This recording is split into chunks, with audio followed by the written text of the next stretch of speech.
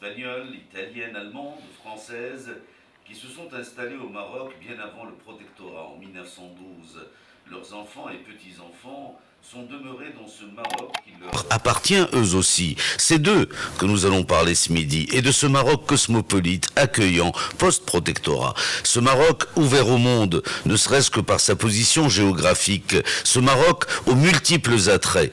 Pour partager ce moment, pour partager des souvenirs, la nostalgie pour certaines personnes qui ont marqué nos mémoires et nos cœurs, je reçois un homme que vous connaissez très bien, puisque vous l'entendez tous les jours sur Radio Mars. Un homme, plutôt l'homme idoine, pour nous parler de ce Maroc et de ce Casablanca qu'il a tant connu et qu'il aime tant. Un homme de grande bravoure, d'une gentillesse profonde, sous ses airs bougons, un grand Casablancais au grand cœur, comme tous les vrais Bidaouis. Alors qui c'est? Eh bien je vais vous le dire. L'invité du Tour de Mars. Eh bien, vous l'avez reconnu, c'est Lino. Lino Bacco, bonjour Lino. Bonjour Omar. Ça va, t'es revenu de là où oui, je suis revenu, oui. C'est sympathique, hein, c'est une très bonne émission. J'ai écouté, pas de bout en bout, mais j'en ai écouté, bon, j'ai écouté une petite heure. De temps en temps, on délocalise. Il faut bien, il faut, c'est très bien. D'ailleurs, le Tour de Mars part à Marrakech demain, juste après l'émission. Et donc, de mercredi, jeudi, on se rend. Mais là, tu as exagéré, là, tu m'as dépeint beaucoup mieux que ce que je suis. Non, tu es comme ça, c'est moi qui connais ton cœur. Ah, tu veux pas le connaître. Moi, je connais ton cœur et je suis pas le seul d'ailleurs. Nous sommes nombreux à partager ce que je viens de dire sur toi. Ce qui est vrai. Ce qui est vrai, on se connaît depuis longtemps, Lino. Absolument. On se connaît depuis longtemps. Donc, je peux me permettre, là, une fois n'est pas coutume de dire comme ça, sans... Omar Café, invité Lino. Bah oui, moi j'étais ton invité dans Lino Café. C'était très sympathique d'ailleurs, cette émission. J'ai eu très belle émission. Émission culte d'ailleurs. Ouais, tout à fait. J'en ai eu, elles sont toutes sympas. Oui. Mais il y en a une petite dizaine cultes, tu vois. La tienne, Ali Hassan, tu vois. Mais oui. Aziz Daouda, Fatima, Nawal Moutawakil. Non, mais le concept est très bon et puis on se sent très bien avec toi. Tu mets très vite les gens à l'aise. Et puis c'est bien. Moi, j'aime bien parler de mon enfance et de parler de ce que je fais et de ce que j'ai fait, ce que j'ai encore à faire, parce que la route continue. Non, et puis je pense qu'on va pas s'en priver puisqu'Amin Rahmouni n'est pas là. Oui, Amin Rahmouni, c'est parce qu'il dit toujours, vous les nostalgiques, vous les Chibani, vous les vieux, vous les anciens. C'est un petit jeune qui s'agit, c'est très bien qu'il s'agisse, je veux pas. Mais lui aussi, il a un grand cœur et lui aussi, il est très émotif. Oui, peut-être, je le connais pas très bien. Allez, pub, on tourne une page de pub et on revient.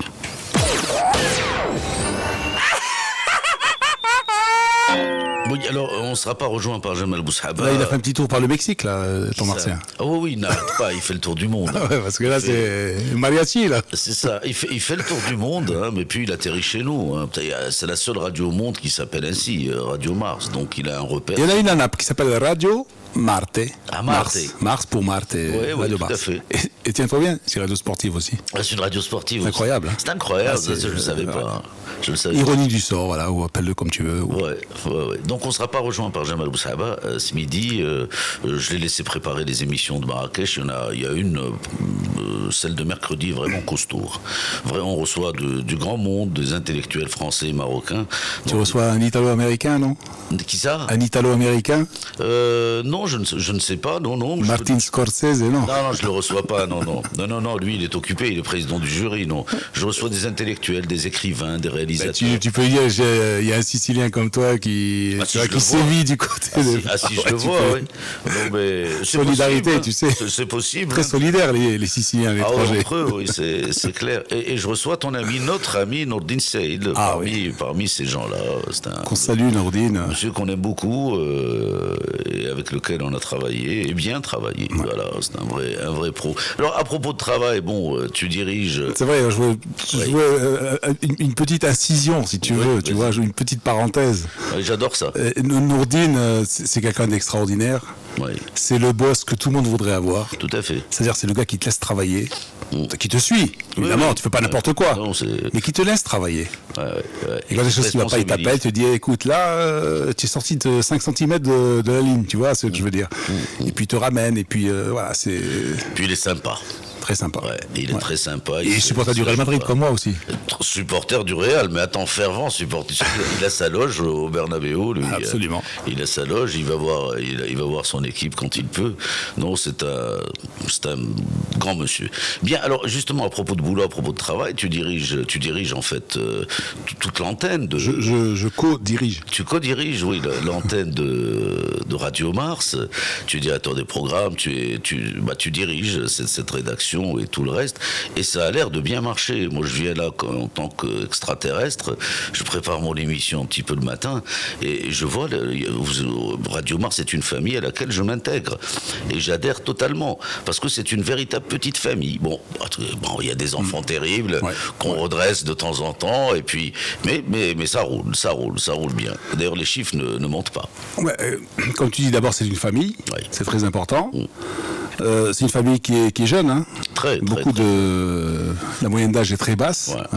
Bon, il y a quelques croulants qui la ramènent un petit peu vers le haut, mais elle est plutôt basse comme moyenne d'âge. C'est-à-dire que, bon, en fait, je ne veux pas revenir sur le passé, sur l'histoire. Bon, tu sais comment que ça a démarré. Ça a démarré qu'un jour, on s'est rencontré avec Hicham Khalifi, puis il a dit, bon, voilà, il y a un projet de radio, serais-tu intéressé? On a commencé dans un petit café, tu vois. Oui. Un petit café derrière l'avenue Hassan II, inconnu, tu vois, 4-5 petites tables. Mais un petit café, tu vois, avec des super posters de jazz, John Hampton et tout ça, tu vois. Donc déjà, c'est pas le petit café normal, tu vois ce que je veux dire. Il a une âme. Voilà, une âme. Bon, entre autres, Hicham aime beaucoup la musique, etc. Oui. Et c'est là qu'a pris pied le projet, quoi. Ouais. Et ensuite, ce qu'on disait, lorsque la plupart de nos journalistes, sont sortis carrément de l'école et ont débarqué chez nous. C'est leur premier job. Oui, donc ils ont fait leurs armes ici. Et ce qu'on leur disait surtout, avec Hicham, avec Amine Girouk aussi, on leur disait, bon, écoutez, nous, d'abord, ce qu'il nous faut, c'est la passion. Vous avez la passion, déjà vous avez déjà, disons, 3 ou 4 dixièmes de la note. C'est ce que je veux dire. Après, bon, la formation, tout ça, c'est pas un problème. Ça, il y a beaucoup de choses qu'on apprend à l'école qui, en fait, ne servent pas après. Mais nous, on est là pour vous encadrer, etc. Mais ce qu'on veut, c'est passion, un minimum, évidemment, de connaissances, et après, un esprit assez ouvert pour vouloir emmagasiner, pour vouloir apprendre, voilà, et pour rester humble. Voilà, c'est ça. C'est la force journaliste, ça, finalement. Ça, c'est clair. Surtout dans ces métiers-là. Ouais. Dans ces métiers, disons, pas artistiques, il faut rester humble. Il faut savoir garder la tête froide. Et moi, de temps en temps, avec Hicham, on dit on fabrique quelques petits monstres ou quelques... Bon, mais ça... Après, ça revient tout de suite dans le droit chemin, quoi. Tu vois, non, donc, mais ça, c'est bien. On ne peut pas faire de radio, on ne peut pas faire de télévision sans vedette. Et notre problème ici, au Maroc, d'une manière générale, à une certaine époque, on s'était à tuer les vedettes. On n'en voulait pas. Eh ben c'est pas possible, ça ne peut pas marcher. Ça ne peut pas marcher. Ailleurs, on les fabrique, les vedettes. Et puis on les jette. Hein. Je suis désolé, je peux paraître un peu cynique, mais c'est souvent le cas. On fabrique la vedette. Et quand la vedette commence un petit peu à se la jouer, à se la péter, comme on dit vulgairement, eh ben on le calme. On le calme, la douche existe. C'est là que la vedette, justement, doit rester humble. Tu vois, c'est là. Voilà. Donc, ça, c'est des vedettes intelligentes qui restent humbles. Bah oui. Parce qu'en fait, c'est un petit peu donnant-donnant. Moi, je donne au public, le public me donne. Bien sûr. Sans lui, je serais rien, tu vois. Mais sans ma radio aussi, sans mon équipe, sans le staff, sans mon back-office, tu vois. Il faut que la radio ou la télé, puisque bon, on est dans l'audiovisuel. Ou un journal, même si écrit. Même un journal. Même si tu éditorialises dans un journal. Exactement. Ton édito est lu par des milliers de lecteurs tous les jours. Je suis tout à fait d'accord. Et il faut que, disons, l'organe de presse en profite. Absolument. Ah, ça c'est clair, on travaille pour un organe. Bien sûr. Il faut qu'il en profite. Et dès lors qu'il en profite, c'est un binôme indissociable, si tu veux. C'est clair. Mais il faut que les jeunes le comprennent. Bah, oui. J'en ai vu certains dans ma carrière, et toi aussi, je n'en doute pas. Après un an de boulot, le mec se prend, ou la nana se prend pour déjà la star, etc. C'est totalement faux. Une star, ça meurt tout de suite. Hein.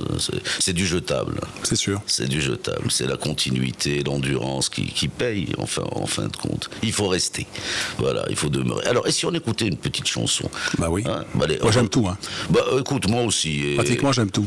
Ouais, moi aussi. Moi, j'aime la musique. J'aime tout. C'est-à-dire du bel canto au rap, en passant par le rock. Par les chirats aussi. Par les chirats, bien sûr. Tu rigoles, quoi. Non, mais on va parler de tout ça. Bien sûr. Parce que si on devait donner un titre aujourd'hui à ce Tour de Mars, eh ben, je vais te le dire, moi, le titre, c'est La Passion. On va parler de la passion. La passion d'un métier, la passion d'une ville, d'un pays, la passion... Et en plus, nous, on a la chance, bon, toi, nous autres, nous avons une chance.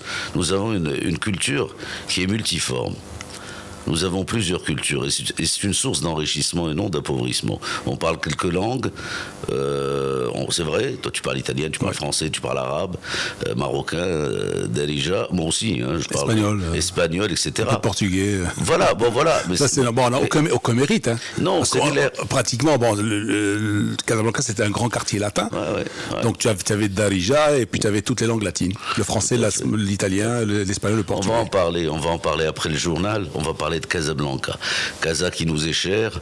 Tu es un bédaoui tout comme moi et comme beaucoup de nos amis. Ouais. Et on va parler de Casablanca et de ce Maroc. Et de ce Maroc que nous aimons. Allez, on écoute une petite chanson italienne. Allez. Pourquoi pas? Bah oui, pourquoi pas. Allez, Italiano, vero. Un vrai Italien. Un vrai Italien. Je suis un vrai Italien. Voilà. Oui, non, mais c'est clair. Parle-nous un petit peu de cette chanson. Pas moi, c'est... Non, pas... Cotugno qui dit ça. Cotugno, d'abord, c'est un grand parolier. Hein, il ne faut pas oublier. Il a écrit des chansons pour Claude François, pour Jules Dassin. Bon, là, c'est la radiographie même de l'italien type. C'est-à-dire, à l'époque, c'est une chanson de 82. Donc, à l'époque, lorsque tu descendais de ta voiture, tu prenais la radio. Tu la laissais pas, parce qu'ils ont piqué tellement, tu vois. Donc, les fabricants ont commencé à produire ce qu'on appelle les autoradios, hein, extractables. Donc, on a vu ça dans les films italiens. Mais le problème, c'est que si tu allais au cinéma, tu avais la radio sous le bras. Si tu allais au café, tu avais la radio sous le bras. Alors là, il dit, la radio sous le bras, il dit, le canari, un petit canari sur la fenêtre, parce que les Italiens aiment beaucoup les oiseaux, les canaris, tout ça. Donc, les spaghettis al dente. Et puis, italien moyen, c'est quoi? C'est la mousse à raser à la menthe. Oui, tu vois, c'est un petit peu people, mais tu vois. Voilà, c'est une très belle chanson, je dirais. Oui, non, elle est très bien, puis elle est immortelle. Un texte extraordinaire, tu vois. Si tu as le bonheur de le comprendre, c'est un texte qui est magnifique. L'italien n'est pas très difficile à comprendre. Il suffit d'aller en Italie de temps en temps, en ce qui me concerne, il fut un temps, j'allais en Italie 5-6 fois. D'ailleurs, on s'est rencontrés plusieurs fois à l'aéroport de Milan ou d'Europe, surtout de Milan. Et j'y allais très très souvent. Et j'ai commencé à parler, tu vois. Mais bon, comme j'ai cessé d'y aller depuis un certain temps, je le perds. Mais les amis français ou espagnols se vexent, tu vois, quand tu leur dis qu'il y a beaucoup de mots français d'origine italienne, et même chose pour l'Espagne, tu vois, pour l'espagnol, tout ça. Beaucoup, mais attention, Rome, c'est Rome. Batifole, c'est batifolare, tu vois ce que je veux dire. Oui. C'est tout. L'Italie, c'est Rome. Ouais. Et Rome, c'est vieux. Hein, César, c'est vrai qu'il y avait des comme disait l'autre, ils ont rejoint la paix sociale il y a 20 siècles. C'est une civilisation. C'est pour ça qu'ils sont aussi désordonnés aujourd'hui. Tout à fait, mais j'adore leur désordre. Mais ils sont ordonnés dans le désordre. Mais ça, c'est une couverture de l'Express, tu sais. Ouais, tu sais, moi je dirais. Italie, pays ordonné dans le désordre. Oui, c'est exactement ça. Moi je vais te dire autre chose sur l'Italie, c'est le pays où rien ne marche, mais où tout va. Ouais. C'est ça aussi. Non, c'est vrai. Ouais. Des fois, tu te dis, et puis un petit peu comme les chats, tu vois, ils ont plusieurs vies, ça redémarre. Tu dis, ils sont au creux de la vague et puis off. Là, ils sont en train de repartir sur le plan économique, par exemple. Oui. Et puis avec ce nord bosseur, le sud un peu laxiste et juste équilibre. Oui, il y a plusieurs idées. Mais ils sont pointus dans le sud aussi. Hein. Ils réussissent à être très pointus. Hein. C'est clair. Alors là, je te propose une page de pub. Bon, ça c'est normal, c'est flous. Ah oui, conseil pour les achats. Toi, tu dis conseil pour les achats, moi je dis flous. Moi je suis plus direct, conseil pour les achats. Ouais. Tu sais, parce qu'il y a des bandes annonces, il y a de la pub, etc. Bon, c'est du flous. Et après il y a le journal international que l'on conçoit avec nos amis de Radio France Internationale. C'est une très bonne acquisition, ça. Excellente. Le Tour de Mars pour l'extérieur. Dans l'actualité ce midi, Ukraine, les manifestants bloquent l'accès au siège du gouvernement et à la mairie. Les manifestants exigent le départ du président, jugé trop inféodé à Moscou. Un grand rassemblement est prévu dans la journée. Thaïlande, même combat, les manifestants demandent le départ de la chef du gouvernement. Celle-ci refuse et menace de dissoudre le Parlement. Chine, États-Unis, Joe Biden, le vice-président américain en Asie, Chine, Japon, Corée du Sud, il tentera de désamorcer les tensions issues de problèmes territoriaux. Le Premier ministre israélien à Rome, il a été reçu par le pape François. Benjamin Netanyahou l'a invité à se rendre en Terre Sainte l'année prochaine. Une invitation déjà formulée par le roi de Jordanie et par le président palestinien. En Ukraine, l'opposition ne lâche pas la pression. Elle réclame la démission du président Yanukovych. Les manifestants bloquent le siège du gouvernement et la mairie de Kiev. Les rumeurs les plus folles circulent dans la capitale. Il s'en va, il ne s'en va pas. Ce qui est sûr, c'est que l'étau se resserre autour du président, plus que jamais pris à la gorge. Anastasia Becchio. Plusieurs centaines de personnes sont actuellement massées devant le siège du gouvernement. Elles en bloquent l'accès. De l'autre côté du mur, des véhicules de police forment une sorte de deuxième barrière. On aperçoit quelques policiers anti-émeutes, mais d'une manière générale, ils sont pour le moment assez discrets. La foule est calme. Elle agite des drapeaux des trois partis de l'opposition et des drapeaux ukrainiens. Situation un peu plus tendue à quelques mètres de là, aux abords de l'administration présidentielle. La rue qui mène à la résidence du chef de l'État est fermée par des barrières métalliques. Un cordon de policiers anti-émeutes est déployé. Des manifestants munis de haut-parleurs demandent aux gens de ne pas s'arrêter là par peur des provocations. Hier, il y a eu ici de violentes échauffourées avec la police. Des débris jonchent encore le sol et des pavés qui en témoignent également. Une situation tendue donc qui tranche avec celle qui règne en contrebas sur la place de l'Indépendance, qui est bouclée par des sortes de barricades de fortune où en dépit de la neige et du vent qui s'est soulevé, l'ambiance est beaucoup plus festive. On boit du thé, on mange, on chante, on danse, on écoute les orateurs qui continuent de réclamer le départ du président. Alors Anastasia, quelle est pour l'instant la réponse des autorités ? Pour le moment, le président Yanukovych brille par son absence. C'est le silence absolu du côté des autorités ukrainiennes. Viktor Yanukovych se trouve dans sa résidence en dehors de Kiev. Les routes qui y mènent ont été bloquées par les forces de sécurité. Quelle sera sa réaction? Va-t-il opter pour l'usage de la force? Personne ne sait ici ce qui peut se passer dans les heures qui viennent. Selon le ministère de l'Intérieur, cité par des agences russes, des unités supplémentaires de l'armée ont été envoyés à Kiev. Les manifestants restent donc en alerte ici, mais beaucoup veulent croire à un dénouement pacifique, comme cette dame qui a décidé de se mettre en grève pour venir ici soutenir la révolution. Yanukovych n'a pas le choix, dit-elle. Il va prendre son hélicoptère et s'envoler chez son ami Poutine. Voilà, les affrontements d'hier entre forces de l'ordre et manifestants ont fait une centaine de blessés dans les rangs de la police. J'ajouterai que les manifestations ne se limitent pas à la seule capitale, elles se sont étendues à plusieurs autres villes d'Ukraine. En Thaïlande, là aussi, des manifestations avec la même motivation qu'en Ukraine. La rue exige le départ de la chef du gouvernement. Manifestation, répression, le bras de fer est particulièrement dur, mais la chef du gouvernement refuse, elle l'a déclaré, refuse de démissionner. À Bangkok, Arnaud Dubus. La voix cassée, mais calme et maîtresse elle-même, la chef de gouvernement Yingluck a sans doute voulu s'exprimer publiquement pour calmer les rumeurs affirmant qu'elle avait fui le pays. Elle essaie aussi d'occuper le terrain face à la présence médiatique permanente de son adversaire, Suthep Thaugsuban. Elle a profité de cette conférence de presse impromptue pour expliquer sa position sur l'ultimatum lancé par Suthep, lequel demande au gouvernement de transférer le pouvoir à un conseil du peuple qui réformerait le système politique. En fait, après avoir rencontré son équipe, nous avons compris qu'il ne demandait pas ma démission ou une dissolution du Parlement. Ce qu'il veut, c'est que je restitue le pouvoir du Premier ministre au peuple. Il veut avoir de nouvelles lois. Je ne vois pas comment on peut appliquer cette proposition, car elle n'est pas conforme à la pratique constitutionnelle.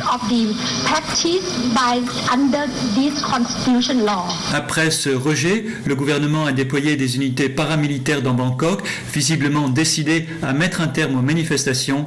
Les affrontements se sont poursuivis depuis ce matin. Arnaud Dubus, Bangkok, RFI.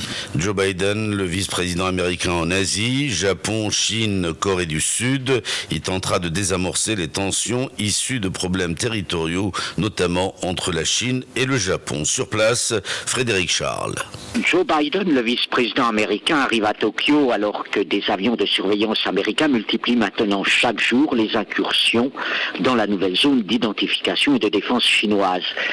Ces avions américains sont souvent accompagnés d'appareils militaires japonais. La Chine répond à ces incursions en faisant décoller ses avions intercepteurs.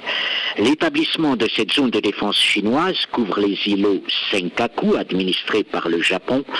Ces îlots ne sont situés qu'à 150 km de certaines des îles de l'archipel japonais des Ryukyu, lequel inclut Okinawa, où sont concentrées plus de la moitié des bases américaines au Japon.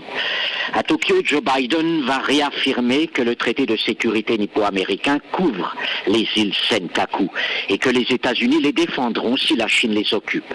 Mais Joe Biden ajoutera que les États-Unis veulent trouver un moyen de construire une forme de relation originale pour le XXIe siècle avec la Chine. Il y a là une contradiction qui ne va pas rassurer l'allié japonais. Le Premier ministre Shinzo Abe veut se servir de l'établissement de cette zone de défense chinoise pour renforcer ses capacités militaires et mieux intégrer le Japon dans le système de défense collectif des États-Unis. John Kerry, le secrétaire d'État américain en tournée en Europe et au Proche-Orient, Belgique, Moldavie, Israël, Palestine, et Benjamin Netanyahou est à Rome. Il vient d'être reçu au Vatican par le pape François. Israël ainsi que la Jordanie et la Palestine souhaiteraient que le pape se rende en Terre Sainte au printemps de l'année prochaine. Au Vatican, Antoine Marizoard.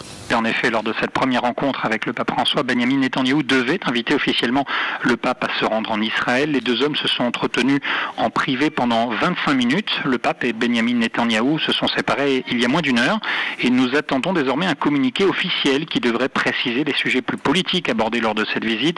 La paix au Moyen-Orient, sans aucun doute, aurait été au cœur des discussions. On sait déjà, vous l'avez dit, que le pape a été invité en Israël par le président Shimon Peres, mais aussi invité par le président palestinien Mahmoud Abbas ou le roi de Jordanie Abdallah II. Dès lors, le pape devrait pour la première fois se rendre en Terre Sainte, visitant alors Israël, les territoires palestiniens, ainsi que la Jordanie. Au Vatican, on attend cependant le déplacement d'une équipe du Saint-Siège dans la région pour annoncer les dates d'une visite dont on pense qu'elle aura lieu à la fin du mois de mai prochain.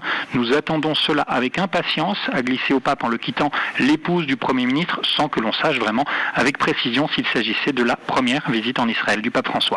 En Syrie, l'armée pilonne le nord-est, plus précisément la province d'Alep. 75 civils tués en 72 heures dans cette région qui regorge de militants anti-Assad. Je vous propose d'écouter l'un d'eux, Yassine Abouraïd.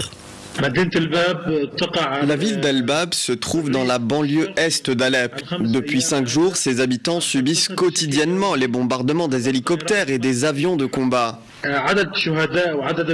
Ces frappes ont fait plus de 75 victimes. Imaginez, 75 martyrs sont tombés durant ces 3 derniers jours seulement. Pourquoi autant de violence? Eh bien, tout simplement parce que la plupart des hommes de cette ville sont des révolutionnaires. Ils sont membres de groupes rebelles. Ces groupes sont très actifs dans la région d'Alep. Et voilà pourquoi les forces du régime se vengent contre les civils, contre les familles de ces révolutionnaires qui vivent à Al-Bab et qui combattent à Alep. Voilà, 12h39 à la pendule de Radio Mars. Cette édition, je vous le rappelle, a été réalisée avec le concours de nos amis de Radio France Internationale. À 13h, vous avez rendez-vous avec un autre journal, mais cette fois-ci en arabe. Il vous sera présenté par Camilia Inès. Elle, son journal est réalisé avec le concours de nos amis. On a beaucoup d'amis à travers le monde. Il ne faut pas croire. De Radio Monte-Carlo, Proche-Orient, le Tour de Mars se poursuit avec Lino Bacco. Ah, ça c'est le cantonnier. C'est le sketch sur le cantonnier. Il est génial ce sketch. Ouais. On écoute ici dans le Tour de Mars de temps en temps Fernand Reynaud. C'était un très grand humoriste. Un grand. Alors, on n'en fait plus. Hein. Non, des Fernand Reynaud, non. C'était vraiment un génie, c'était un mec extraordinaire. Ouais. Les humoristes sont beaucoup plus vulgaires aujourd'hui. Il s'est planté dans sa Rolls-Royce. Il allait à un show qui devait donner dans une petite ville française, je crois du sud de la France. Il a raté un virage, il s'est retrouvé dans un cimetière.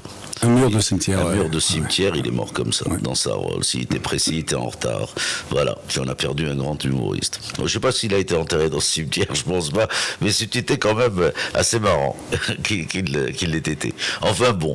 Bien, alors maintenant... ça aurait pu être un sketch, hein. Mais évidemment, mais c'est ce que je dis. Ça aurait pu être un sketch. C'est ce que je dis. Là, on va entrer dans le vif du sujet. Lino Bacco, Casablanca. Lino Bacco, le Maroc, tu es né à Casablanca, comme chacun sait, mais moi je voudrais savoir, quand tes grands ou tes arrière-grands-parents sont-ils venus au Maroc? Et comment et tout ça? C'est une belle histoire. J'adore ces histoires. Une petite anecdote que je raconte de temps en temps. Une fois, j'ai commis une erreur. Je me suis garé en deuxième position pour descendre, pour parler avec un ami que je voyais pas depuis très longue date, un copain de rugby. Alors, on a commencé à papoter, et puis il y a une dame qui arrive avec une belle SUV. Ils appellent ça les SUV aujourd'hui, tu vois. En fait, c'est des 4x4 de ville, tu vois. 4x4 des champs et 4x4 des villes. C'est ça. Et elle me dit, elle baisse sa vitre, elle me dit, c'est comme ça que vous garez dans votre pays? Alors je lui ai répondu, Adawa Bledi. Oui.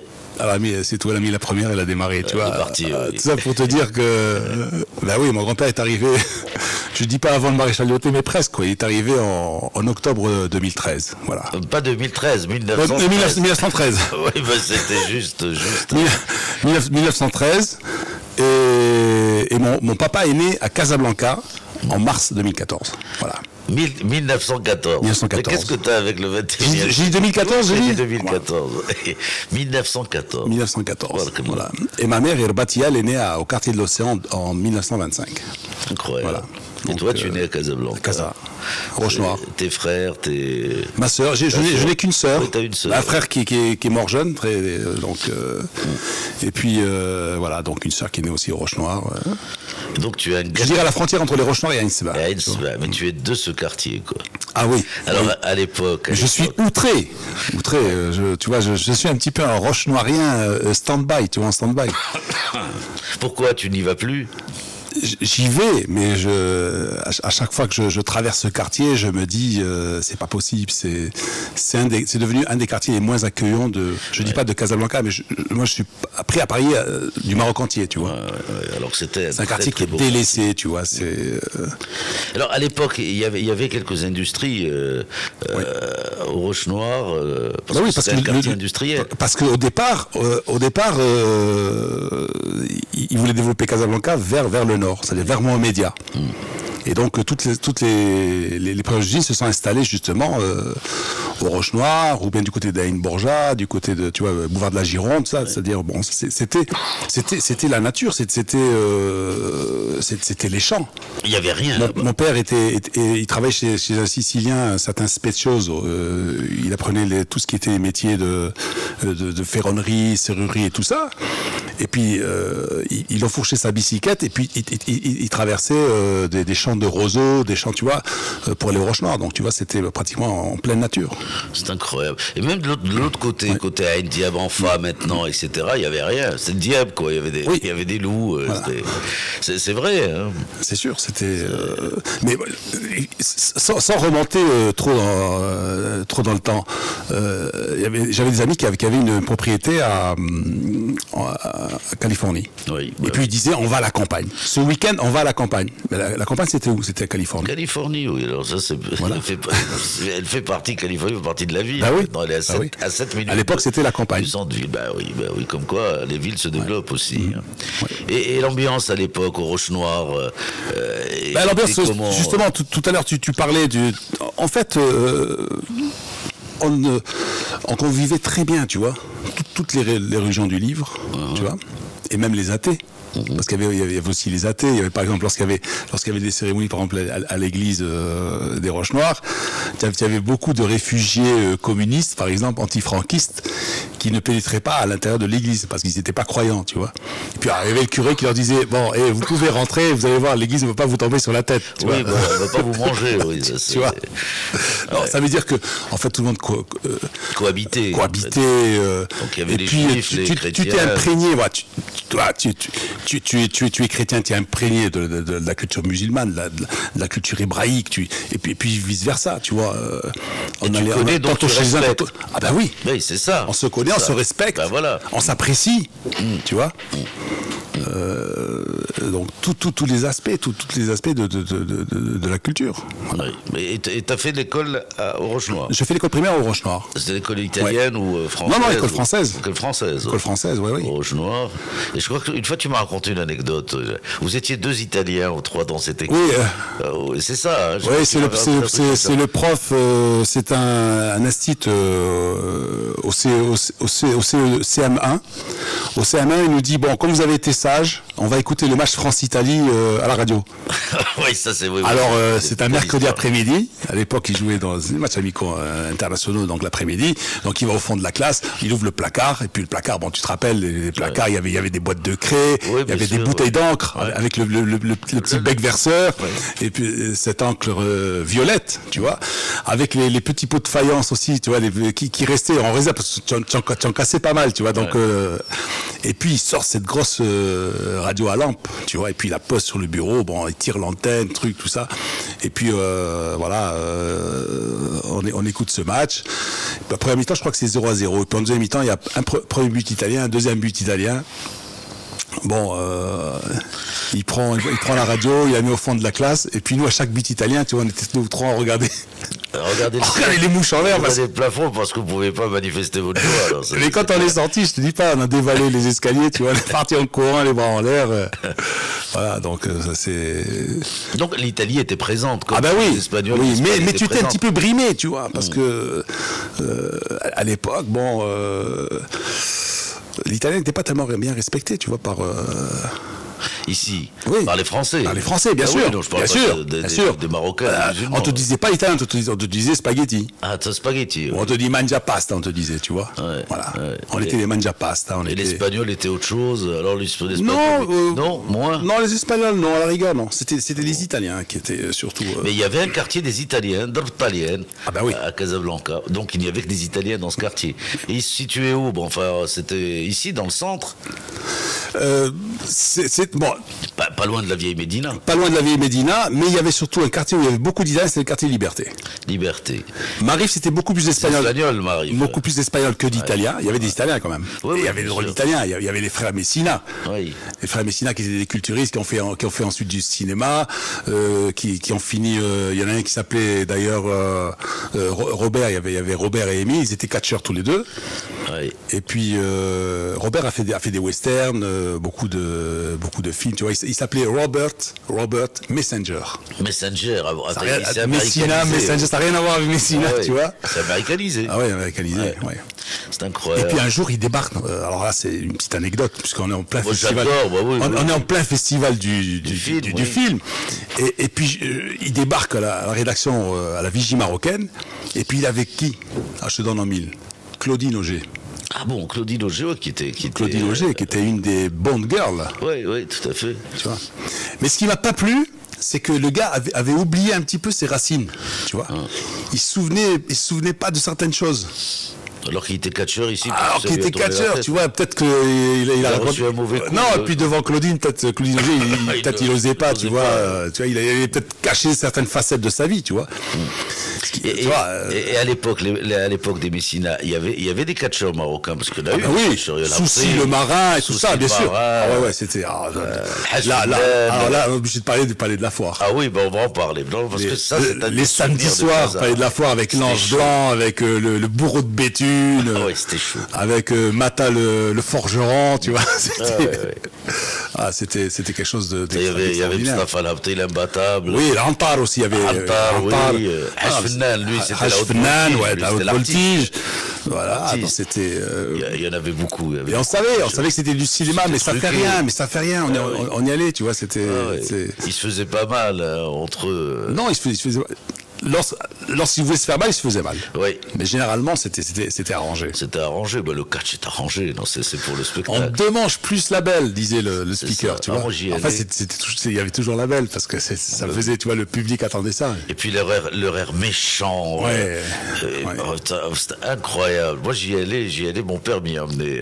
À l'époque, il adorait ça. Il adorait tous les sports de combat, boxe, catch. Voilà, et boxe. Et la boxe aussi. On avait de la boxe ici. Il y avait beaucoup de boxe au Palais des Foires, au Palais de la Foire. Il y avait beaucoup de boxe au Stade Philippe. Oui. Au Stade Philippe. Au Stade Philippe, il y a eu de la boxe pratiquement à partir des années 25, au milieu des années 25, 20, entre les années 20 et 30, tu vois. 25-26, je crois, la première réunion au Stade Philippe. La dernière, je pense, avec Bayata, avec Assas et tout ça, c'était en 61-62, tu vois. Ah bon, au Stade Philippe. Ah oui, Stade Philippe. Stade Philippe, dans lequel a joué Abdel Mbarak, Marcel Cerdan aussi. Marcel Cerdan était footballeur, je crois qu'il était lié gauche. Il était footballeur avant de devenir boxeur. Mais dans les années 80, Mounir Ayad avait relancé la boxe professionnelle. Oui. Avec Haj Bouchentouf, et puis donc moi je faisais partie un petit peu de la commission de l'UMBP, Union Marocaine de la Boxe Professionnelle, et on avait organisé des combats au Stade Diego, en nocturne. Le ring était devant la tribune principale, tu vois. Sympa. Au Stade Pergigo. Mais aujourd'hui, la boxe au Maroc... La boxe, c'est terminé. Excusez-moi, je tousse beaucoup, je fais une petite pharyngite. Ça s'entend peut-être, voilà, il fallait le dire, parce que je tousse. Voilà. Ouais. Justement, la boxe, je dis pas qu'elle a disparu du paysage, mais oui, c'est comme le water polo. Moi, j'ai vu la piscine municipale détruite depuis, comme tout le reste, comme le théâtre municipal, comme les galeries Lafayette, comme le cinéma Vox, comme les arènes de Casablanca, etc. On va peut-être surprendre certaines auditrices, certains auditeurs. Le motoball. Et tu vois, le motoball. Oui. C'était des motards sur un grand terrain de foot, tu vois, qui jouait avec un gros ballon. Oui. Le ballon était pratiquement de la grosseur de la roue. Oui. Et il progressait à coups de roue avant dans le ballon. Tu vois. Oui. Il balayait, tu vois, ce ballon. Le motoball, mais et puis on était à l'avant-garde du sport. Bien sûr, le hockey. Le hockey, moi j'ai assisté à des matchs de hockey magnifiques. Le hockey, quand tu dis que par exemple l'équipe d'Allemagne de l'Ouest venait ici, ou l'équipe d'Allemagne de l'Est, qui se défendait très bien aux Jeux Olympiques, ils venaient, tu n'avais même pas besoin d'une sélection nationale pour les battre. Tu avais une simple entente, par exemple, RAC, RUC, RAD, par exemple, l'ancêtre de la LIDEC, l'USRAD, ils avaient une très belle équipe de hockey. Ils se mettaient à deux clubs et puis ils battaient une équipe nationale d'Allemagne de l'Est.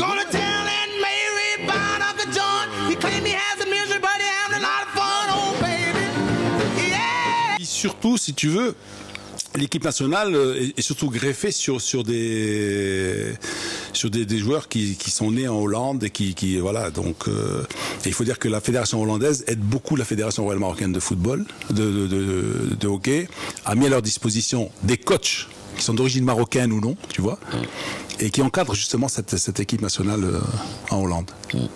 Oui. Mais ici, le championnat, il y a toujours une fédération de hockey. Oui, bien sûr. Bien sûr. Elle existe. Elle essaie, mais il n'y a pas de terrain. Il n'y a pas de terrain. Les clubs, tu vois, voilà. Tu sais pourquoi j'insiste? Parce que ma dernière émission sportive, c'était la dernière de ma vie. Deuxième? C'était la deuxième, donc voilà, la première, c'était la mienne.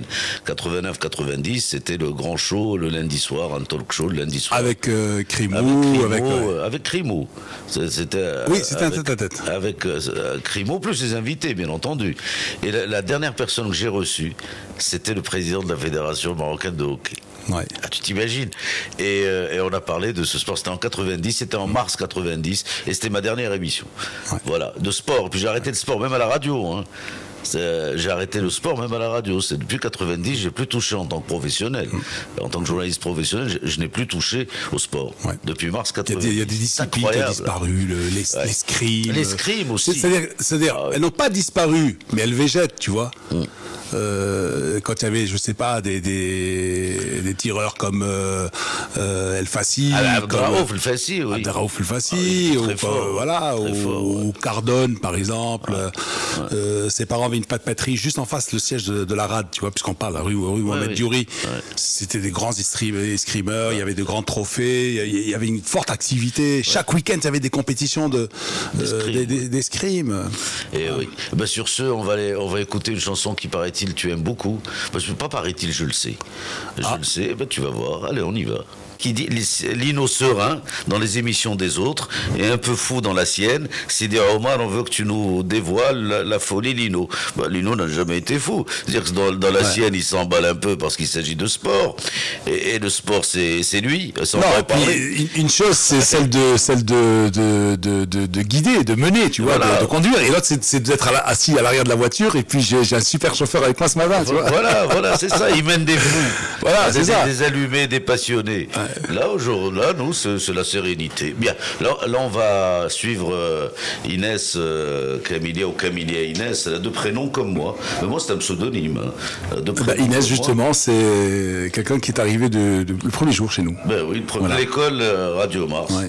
Elle a fait du chemin depuis. Ouais. Elle a fait du chemin. Ben, elle va nous présenter le journal international en langue arabe. Camilia Inès, Zineb Hamada est partie, vous le savez. Et Camilia est arrivée.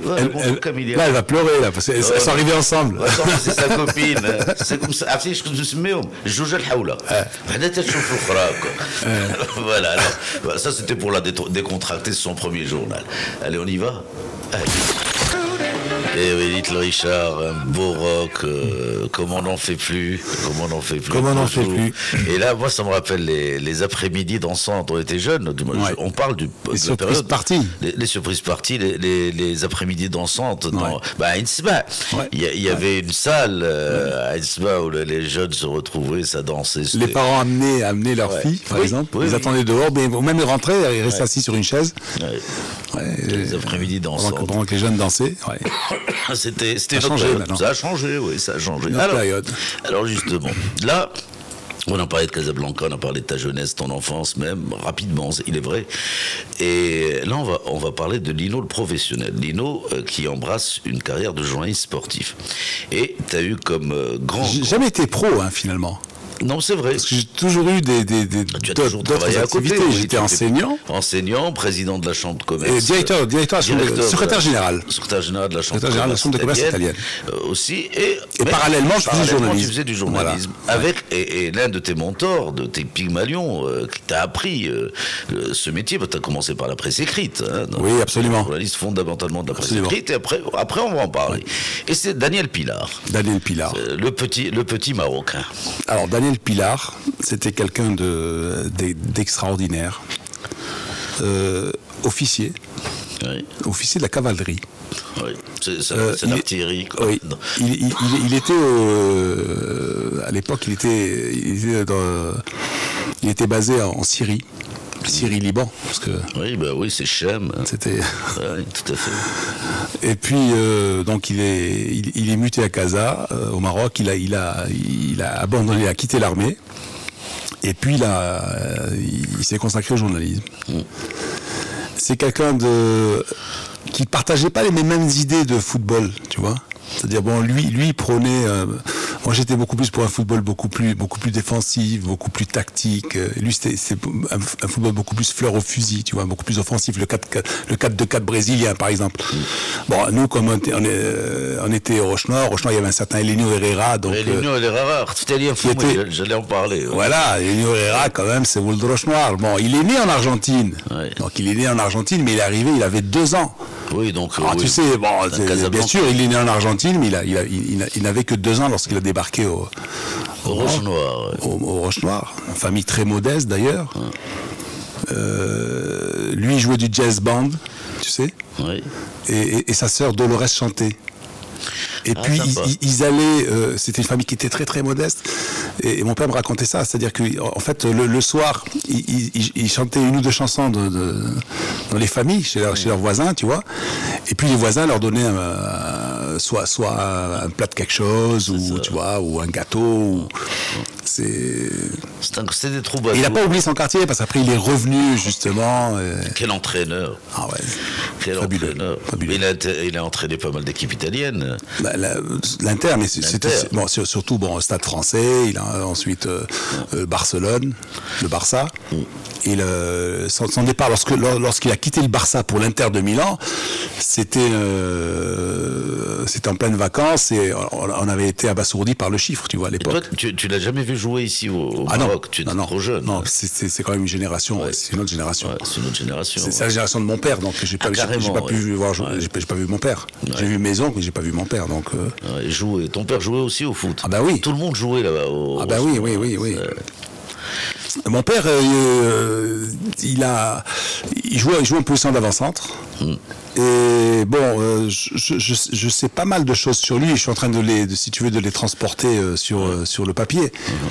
Et ce sont des anecdotes que me racontait soit ma mère, soit un petit peu ce que je dirais, celui que je nommerais l'historien des Roches Noires, c'est-à-dire quelqu'un qui savait tout sur les Roches Noires, tu vois. Donc, et qui me racontait certaines anecdotes. Et une anecdote, par exemple, c'est qu'il avait marqué 3 buts en un quart d'heure, pratiquement. C'est sympa, oui, il faut le faire. Ouais. Et tu vois, et j'ai redécouvert, parce qu'en fait, pour moi, c'était un petit peu la mythologie, tu vois. Est-ce que c'était réel? Est-ce que c'était... Oui. Ma mère me racontait ça. Par exemple, ma mère qui était mordue de foot, lorsqu'elle voyait un match à télé, elle disait, si c'était ton père, il n'aurait pas raté cette occasion. Et elle me racontait à chaque fois, tu sais, contre le Stade marocain, il a marqué 3 buts, etc., en un quart d'heure. Alors, je disais, j'y croyais pas. Et puis un jour, il y a mon ami Manu Viegas, qui est à la Bibliothèque nationale à Rabat, me trouve justement le compte rendu du match sur la presse de l'époque, tu vois. Donc c'était oui, donc c'est vrai quoi. C'est un compte rendu de la presse. Absolument, en 1937. Donc puis tu as tout le compte rendu, but par but, etc. Et je regrette parce qu'en fait j'ai eu ce compte rendu, je l'ai eu 2 ans après le décès de mon père. Ton père est mort en 2006. Donc il y a quelques années, il y a 5 ans et 6 ans, 7 ans. À l'âge de 92 ans. 92. Oui. Il est enterré ici, bien sûr. Ah oui. Lui il disait toujours l'Amérique c'est ici. Il est né il disait pas l'Amérique, il disait l'Amérique c'est pas là-bas, l'Amérique c'est ici. C'est son pays, c'est sa vie. Il est né en 1914, tu t'imagines. Oui. Ici à Casablanca, mort à 92 ans, il a bien vécu. Oui. Une vie, et puis pas parce que c'était mon père, mais quelqu'un, tu vois, qui a formé beaucoup d'ouvriers, beaucoup de, tu vois. Moi, ce qui me touchait, c'est que mon père avait arrêté de travailler, tu vois. Il y avait ces anciens ouvriers qui venaient encore le jour de l'Aïd, qui venaient avec une cuisse de mouton, qui venaient avec une épaule, qui venaient quelque chose, tu vois. Et ils revenaient chez le maître, tu vois. Ça, c'était magnifique. Tu vois. Attends, après, plus les années passaient, et plus je les voyais vieillir, tu vois. Après, c'était un peu, je sais pas, un petit vieillard qui venait retrouver sans maître le vieillard, tu vois. Et ça n'a pas de prix, ça, tu vois. C'est clair. Et donc on revient à Daniel Pilar. Et tu viens tout jeune au Marocain, tu t'es présenté comme ça. Il y avait des monstres là-bas. Bien sûr, mais attends, je vais te dire, je débarque un dimanche matin. Alors je débarque. J'en tousse beaucoup, hein. J'ai une petite pharyngite, il faut le dire. Hein. Je sais que c'est dérangeant. Pas un dimanche matin, je débarque un dimanche aux alentours de 5h, 6h, en plein baroud. Tu imagines ce que c'est qu'une rédaction sportive dans un quotidien à 5h du matin, à 5h de l'après-midi. Donc tout le monde est là. Puis moi j'arrive avec mon petit papier, parce qu'en fait qu'est-ce qui s'était passé? Il y avait un Italien qui avait une crèmerie pas loin d'ici d'ailleurs, la Boule de Neige. Il y avait d'abord l'Alaska, en fait ça n'existe plus l'Alaska. Il y a un institut de beauté maintenant, il y a un institut de beauté. C'était en quelle année ça? 67. 67, oui. Et puis il s'appelait Orazio, et puis à un moment donné il est parti, tu vois. Non, il n'était pas parti. Il avait ouvert un autre glacier, donc il ne pouvait plus écrire. Et puis il écrivait des chroniques sur le football italien. Et puis un jour, qu'est-ce que je fais? Comme j'écoutais les matchs italiens à la radio, j'ai fait un petit compte rendu et j'ai dit voilà, c'est comme Orazio Vanini n'écrit plus, je vais voir s'il prendrait. puis je débarque. Alors il voit ce gamin, j'avais 21 ans, il me regarde comme ça. Après, il va dire, bon, celui-là, il arrive de Mars. Oui, il arrive de Mars. Il arrive de Mars, parce ça, que oui. à 5h de l'après-midi, il me dit, mais... Alors il prend le papier, il le lit. Bon, il fait une ou deux petites retouches. Il me dit, tu veux faire du journalisme, mon petit? Je dis oui. Il me dit, alors c'est pas compliqué. C'est un sujet, un verbe, un complément, tu mets un point, tu vas à la ligne. Voilà. Et ça, si tu prends les écrits de Daniel Pilar, tu vas dans n'importe quelle collection du Petit Marocain ou plus tard du Matin, et tu vas voir que il aérait toujours son texte. Et c'était des phrases courtes, il allait à la ligne, parce qu'en fait, il s'adressait aux sportifs, il faut que ça soit rythmé, direct, et c'était un sujet, un verbe, un complément. Simple. Ah, simple, c'est tout. Ben oui. Voilà. Oui. Ça, c'est sa première leçon. Et donc, tu as commencé à... Mais j'étais enseignant. Tu étais enseignant, Ouais. Tu travaillais en freelance, tu venais, tu leur donnais peut-être gratos. Au début, c'était gratos. Franchement, tu sais, ils te payaient à la ligne, je me rappelle plus ce que c'était. C'était même pas pour un plein d'essence de ma vieille Fiat 600, tu vois ce que je veux dire. C'est clair, c'est clair. Donc, tu remettais tes papiers, mais ça fait fier rien d'être publié, quoi, ah oui, c'est ça. C'est sûr, c'est sûr. Puis il y avait une boulangerie à côté de l'école italienne des Roches-Noires. Et puis donc tous les mardis, j'allais là-bas. Et puis avec les croissants, j'achetais aussi le Petit Marocain. Et puis je relisais mon article. Oh oui, quel bonheur. Ah, quelle fierté. C'est vrai, c'est clair. Non, et puis en même temps, tu te dis, mais pourquoi j'ai vu ça? Pourquoi ça, j'aurais pu écrire d'une autre façon. Ça, tu vois. Tu te remettais en question. Ouais, tu te remettais en question. C'est normal. Et c'est à cette époque-là que tu as connu Ali Bouaddar, la classe? Ali Bouaddar, non, bien avant. Ah, bien avant. Ali Bouaddar, je joue au rugby avec lui au CAF.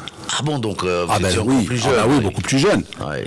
Ali Bouaddar, on avait 18-19 ans, on était au CAF ensemble. Donc, oui, parce qu'il a fait beaucoup de rugby, lui aussi. Ouais. Et le rugby est une grande école de la vie. Grande école. De la vie. Grande école de la vie. Et souvent, on le dit dans nos émissions, il faudrait que de temps en temps, les footballeurs s'inspirent du rugby. Oui. Il le faut. Et même les instances, tu vois, dirigentielles. Les instances fédérales. Oui, voilà, il faut... ce jeu doit évoluer comme a évolué le rugby aussi, tu vois. Donc, avec la vidéo, par exemple. Oui, ben oui. Lorsqu'il y a une contestation, aplati, pas aplati le ballon, ben alors on fait appel à la vidéo. Le dernier match que j'ai vu, j'ai abandonné un petit peu le foot et tout le reste, mais j'ai vu le dernier match de la France-Ukraine, n'est-ce pas, le retour. Alors le premier but, le deuxième de Karim Benzema, je crois, si je ne m'abuse, n'était pas hors jeu, et le troisième était hors jeu. C'était flagrant, quoi. C'était flagrant. Non, et puis le rugby, si tu veux, c'est un volume d'émotions. Je sais pas, là aussi, je vais peut-être te choquer en disant que je regardais ce week-end, Pays de Galles, Australie. Oui. Mais tu sais qu'en 3 minutes de jeu, j'ai eu beaucoup plus si tu veux, d'émotion qu'en un match de foot. Ah oui, moi j'adore en 4-5 minutes. Moi j'adore le rugby. Oui. Parce que c'est clair. Le rugby, c'est d'une générosité extraordinaire. Il faudrait qu'on invite. Moi, je vais peut-être le faire, inviter les frères Bourja, mais ce sont mes amis d'enfance. On était à l'école ensemble. Mais attends. Oui. Demain, j'ai Nasser dans Mars Attack. Dans Mars Attack. Nasser vient demain à 9h, on va parler du rugby, justement. C'est génial. Non, c'est Nasser est là demain. Mais moi, j'ai envie de les inviter. Tu vois, ironie du sort, ça aussi. Voilà. J'ai envie d'inviter Bombou, Nasser et Aziz, s'il est là, parce qu'il habite Paris. Mais s'il est là, les inviter tous les trois. Et ne pas parler de rugby. Rugby. Je dis toujours rugby. Dans le rugby, ça sera sous-jacent. Ça sera l'école qui leur a permis d'être ce qu'ils sont. Et de parler justement. Il est au cadre dans une grande banque. L'autre, il est dans un grand groupe financier à Paris. C'est quand même un grand monsieur. Il était. Attends, tu sais qu'Aziz était en classe. Bombou, il dirige. Il dirige la société de famille, c'est-à-dire qui est une société de transport qui est une des plus performantes au Maroc. Tout à fait. Et c'est l'école du rugby, ça aussi, qui leur a donné cette pêche. Il était directeur général d'une compagnie aérienne, une très très grande compagnie aérienne. Je ne vais pas dire le nom. Aziz était avec moi en classe. On a fait le primaire ensemble à Loisiz, à l'école Ernest Renan. Nasser était plus jeune que nous.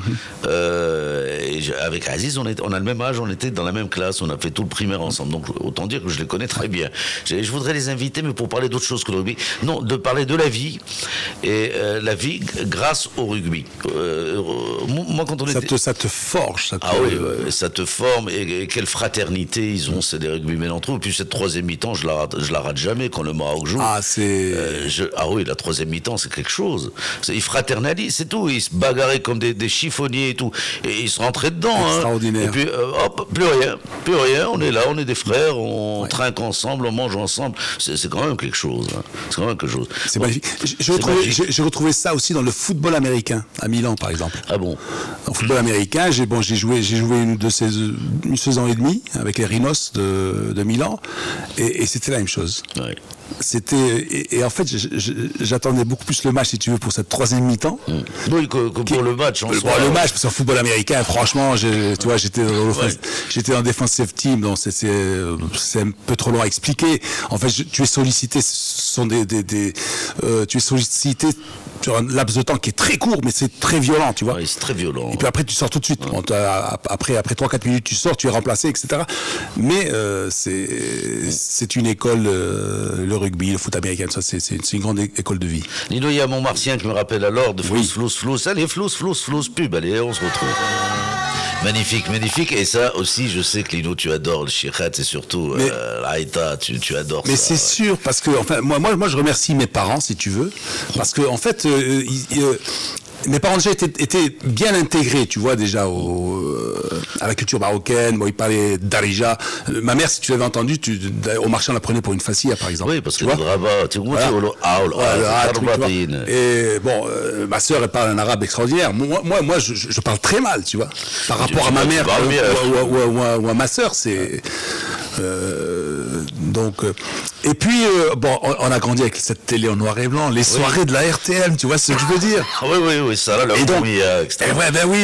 ça, on s'est tapé tous les samedis soirs, tu vois, donc on était là, les petits, les grands, bien sûr, dans les années 60. Bouchab Bedaoui, l'orchestre. Bien sûr, Bedaoui, puis tu vois, le flûtiste.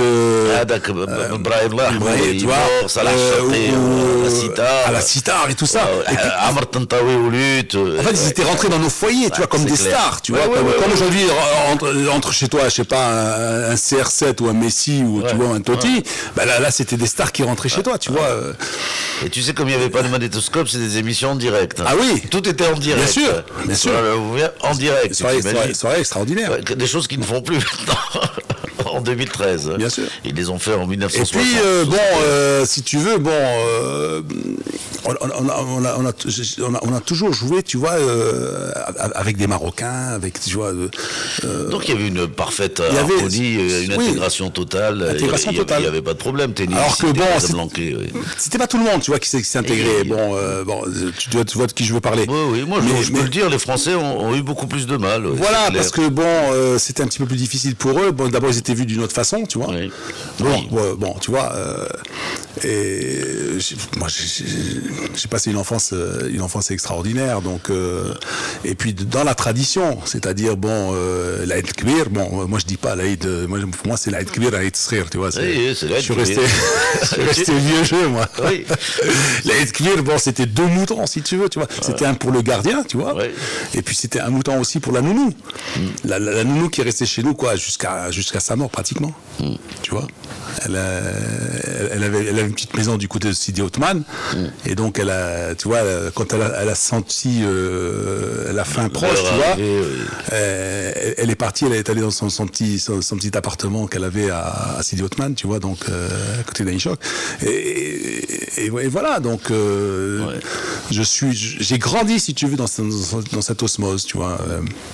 C'est parfait. Et ma mère, l'Aïd, par exemple, c'était d'abord le boule-fef à 11h, après, elle se mettait tout de suite, elle faisait les tripes, et tu vois ce que je veux dire, c'est-à-dire, c'était la séquence. La séquence. Mais oui.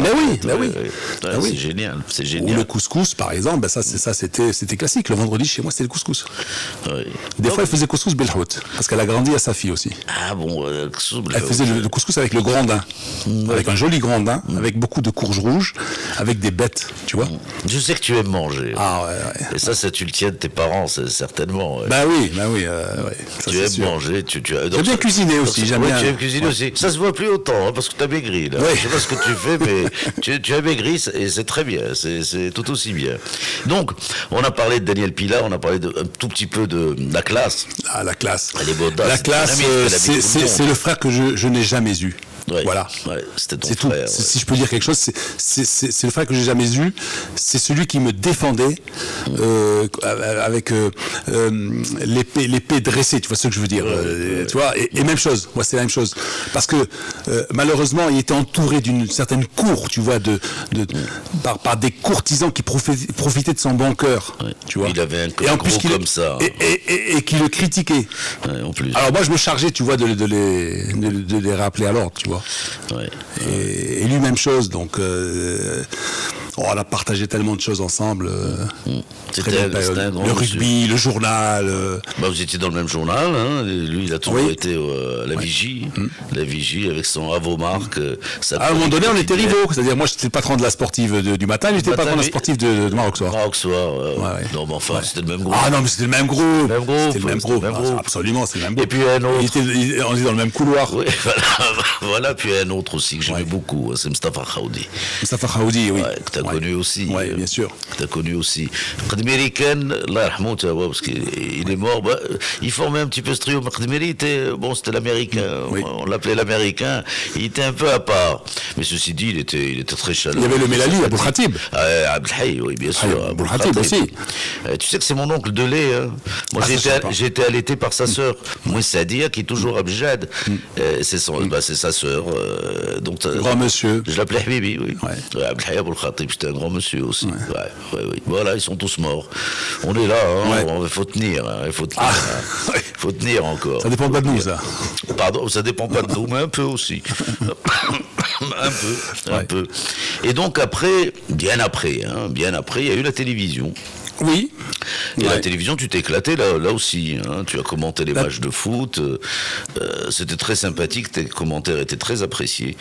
Et ça, je peux te le dire, parce que je t'ai bien placé pour le savoir. Oui, j'ai passé très bon temps avec tous les amis, avec Alaoui, avec Droné, avec tout le monde. C'est une bonne petite équipe. Mourad Moutaoukil. Avec Mourad, on est allé faire des trucs extraordinaires. On est allé couvrir un derby romain, par exemple, une fois à Rome. Oui. On a fait Barça-Chelsea. C'est ça. En Espagne aussi. En Espagne, ça. Avec Droné, on est allé faire une finale de Coupe d'Espagne. Oui, voilà. Sur le terrain d'Atlético de Madrid, mais c'était Betis de Séville contre Osasuna. À l'époque, il y avait Moja qui jouait avec l'Osasuna de Pamplona. Ouais. C'est de belles choses. Écoute, c'est un métier extraordinaire. C'est ce que je leur dis aux jeunes, là. Qui sont derrière la vitre, là. Oui, ils sont là-bas. Je ne sais pas s'ils nous écoutent, ils sont très attentifs. Mais je leur dis souvent, vous faites un métier extraordinaire, les enfants. Un métier extraordinaire. Mais il faut cette passion. Il faut cette passion, cet amour de ce métier. Parce que il est vrai que ce métier nécessite quelques sacrifices, quelques concessions à la vie, hein, je dirais.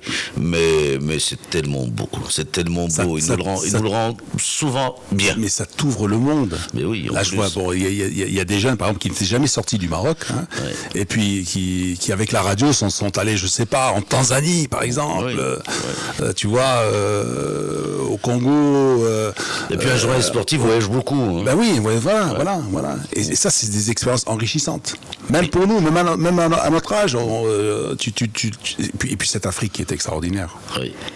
Oui, c'est un continent magnifique. Magnifique. L'Afrique subsaharienne l'Afrique de l'Ouest. L'Afrique de l'Ouest, elle est extraordinaire. Elle est tellement verte, tellement belle, cette Afrique de l'Ouest. Non, mais c'est clair. Tu dois réavancer là, non? On peut continuer un peu? On peut. Non, je sais pas, moi. Parce que des fois, je suis très bavard, tu vois. Oui, donc, mais vas-y, on a quelques minutes là avant d'écouter une autre chanson et ce sera une autre surprise. Non, justement, c'est vrai, le journal, bon, c'était quelque chose d'extraordinaire. En fait, nous étions tous rivaux, si tu veux. Belaïd était al Bayan. Oui, bon. Bayan. Il y avait que Khaoudi. Najib était à Rabat, mais bon, il était loin, tu vois, on se voyait de temps en temps. Mais bon, à Casa, tu avais la map. Donc, Khaoudi, bon, au contraire, c'est lui qui nous sauvait, tu vois, parce qu'il nous abreuvait, tu vois, de pêche, etc., etc. Des fois, quand on n'arrivait pas à couvrir, lui, il réussissait à couvrir, et donc ensuite, on récupérait la map. Et on était une seule famille. Oui. C'est-à-dire, on sortait de notre journal, on se donnait rendez-vous à l'USM, on faisait une partie de pétanque, un petit sandwich, tu vois, ensemble. Oui. Et on passait un moment merveilleux. Après, on continuait, puis on finissait à la Corniche. Oui, voilà. à Dieppe, oui, voilà. Bien sûr. Bah oui, la jeunesse. Voilà, danser, s'amuser, voilà. Donc. Moi, je vais te raconter une petite anecdote à propos. On était tous célibataires à l'époque. Oui, hein. Oui. À propos de la classe. Moi, j'étais à Tanger à l'époque, je venais de temps en temps, et puis je rencontrais tous ces gens-là. Je vous rencontrais. Ali était un grand ami à moi, un grand ami. Et quand il a senti la charonne arriver, c'est-à-dire la mort, je l'ai rencontré par hasard dans un restaurant ici à Casablanca. Il m'a dit, je te lâche plus. Je suis très malade. Il se tenait le foie parce qu'il est mort d'une cirrhose du foie. Oui. Il se tenait le foie et il m'a dit, écoute, je te lâche pas, tu dînes avec moi. Je dis non, moi j'ai dîné. Il me dit bon, on va aller sur la côte. Tu allais dans un endroit sur la côte, un endroit très chic et très huppé à l'époque. Et mon téléphone qui sonne, j'ai oublié de l'éteindre. Ouais. Ils s'en foutent, tout le monde sait que je travaille maintenant. Hein. Ils sont complètement dingues, qui sait. Non mais c'est un copain, un journaliste, tiens, mais il sait que je travaille. Il devrait savoir. Allez, carton jaune, là, c'est qui là? Tu devrais donner son nom à l'antenne. Ah ben tu es carton jaune. Hamrouche, carton jaune. Et je vais aller le voir là tout de suite. Et la prochaine c'est le rouge. Ah oui, non. En plus, je devais passer le voir après l'émission. Et donc il me raccompagne avec sa femme. Il était marié, il est mort marié, Ali. Et il m'accompagne à la maison. Il descend comme il était très grand. Moi, j'étais derrière, c'est une voiture de porte, c'était la voiture de sa femme. Et donc il sort. Il était très très grand de taille. Il faisait pratiquement 2 mètres. Il faisait 1m92 ou un truc comme ça. Donc je descends, il m'embrasse, il me fait la bise. C'était la dernière fois qu'on se voyait. Il me fait la bise et il me dit Salim, je te transmets mon titre, la classe. Désormais, la classe, ça sera toi. Ouais. Je te le jure. C'était dans la tradition. Je suis monté à la maison, j'ai pleuré comme un gamin. Il me dit la classe, ce sera toi. Il est parti à Paris. Bon, puis il est mort. C'était quelqu'un de sublime, je dirais. On l'a enterré sous un arbre, Chouhada, sous un arbre. Oui, ça, tu me diras, il est 6 pieds sous terre, ça veut rien dire, mais quand même pour le symbole. Non, mais c'était quelqu'un d'une générosité extraordinaire. Tu sais, lorsqu'on allait retrouver sa maman au Mellah de Souk Ta'ala, sur la route de Tafraout, entre Tiznit et Tafraout. Et son père était propriétaire du Mellah. Je ne sais pas si tu savais. Non, il m'en a parlé, mais bon, je ne savais pas. Oui, donc toutes les boutiques, si tu veux, du Mellah lui appartenaient. Et puis lorsqu'on arrivait à Tiznit, on remplissait le coffre de la voiture. Et c'était une 132 à l'époque, qu'on avait récupéré qu'on appelle ça à une enchère, tu sais, des douanes. Non, de la police. Tu sais, quand la police se défaisait de ses bagnoles, là, c'était les blanches, là, tu vois, les bagnoles blanches. Ça avait oublié la sirène, non? Non, le phare rouge. Tiens-toi bien, le phare était. Et puis on voulait l'enlever. Et puis Ali m'a dit, tu sais que ça va faire, on va le laisser. Hein. On va laisser. Et puis des fois ça marchait, tu vois, quand on arrivait de loin, tu vois, avec ce phare. Non, on l'allumait jamais. Je sais toujours la petite capote bleue. Il y a une petite capote tu vois, dessus, on l'a laissé, on n'enlevait jamais. Et lorsqu'on arrivait à Tiznit, on remplissait le coffre de victuailles, de bonbons pour les gamins, et puis on arrivait, puis c'était la fête. C'était tonton Ali qui arrivait, on ouvrait le coffre, tous les gosses du petit patelin venaient, et puis voilà, il était heureux de donner, tu vois, puis les gamins venaient, repartaient avec les mains pleines, les poches pleines de bonbons, de chocolat, tu vois. Sympa. Il y avait un petit truc pour tout le monde, tu vois, pour sa mère, pour ses cousines, voilà, c'est quelqu'un de très généreux. Très Bien, bon, allez, surprise, autre surprise. Voilà, Farid aussi, tu aimes, et ça on le sait aussi. Farid, je l'aime. Pourquoi j'aime Farid Al-Atrache? Parce que en fait, j'avais un oncle, un frère à ma mère, qui s'appelait Pino, et qui est disparu cette année. Et c'était un petit peu c'était pas mon parrain. Tu sais, chez les Siciliens, il y a le parrain qui est ton deuxième papa, si tu veux. Mais mon parrain, si tu veux, a été assez loin de moi. Et lui, ça a été mon véritable parrain. C'est-à-dire, tu vois, mon oncle, tu vois, etc. Et puis c'était très érudit. Et puis c'était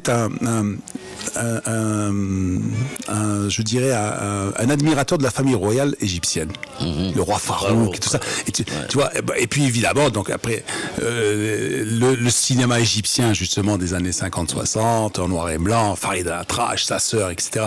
Tu vois, et donc j'ai grandi, si tu veux, dans cette ambiance-là. Il avait les 78 tours de Farid El-Atrache, tu vois. Donc voilà. Et donc, tu as aimé Farid et tu l'aimes toujours. Bah oui, attends, mais comment fais-tu pour ne pas aimer Farid El-Atrache? Mais c'est de la folie, tu vois ce que je veux dire. Tu as une voix extraordinaire, une mélodie, tu as une musique sensationnelle, tu vois. Abdou Wahab, tous ces gens-là, on n'en refait plus, on n'en refait pas. Oui, Belkhiat, Riani, tout ça. Abdou Wahab, bien sûr, évidemment. Oui. Alors, il y a un dernier petit point, parce que là, vraiment, on parle à bâton rompu. De n'importe quoi, finalement. Oui, de tout, de n'importe quoi. Ne vous inquiétez pas, chers auditeurs. Mais c'est bien, c'est convivial. Voilà, on est à la maison, on discute, voilà, on a notre petite bouteille d'eau, on discute, on écoute de la musique et je fais. Des petits antibiotiques aussi. Oui, mes antibiotiques, ma pharyngite, oui. Il va falloir que je me soigne. Et donc, tu es aussi féru de cinéma. Tu adores le cinéma. Ah oui, j'adore. Et ça, je crois que c'est une caractéristique des vieux Casablancais. Et ils adorent le cinéma tous. Ils te parlent des vieux acteurs, enfin des anciens. Oui, la plupart sont morts. Mais et toi, c'était les cinémas. Parce que le cinéma, c'était le rêve, le cinéma. Donc tu vois. Et puis quand tu es gamin, que tu sors d'un western, quand tu sors, dès que tu sors, que tu es dans la rue, tu continues le film, tu vois. Tu es le shérif. Tu vois, et tu continues, tu vois, ou sur un film historique, tu es le centurion romain, ou tu vois, donc, et ça, c'est l'évasion. Tu vois, c'est l'évasion, et parce que en fait, tu as vécu une aventure extraordinaire qui continue pendant quelques heures, elle continue, tu vois. Puis il y avait des salles mythiques. Bien sûr. Quand je pense qu'on a rasé au sol le Vox, qui est une salle extraordinaire, une capacité de 2000 places. 2000 places. Deux balcons, en fait. Deux balcons, c'est un amphithéâtre fantastique avec des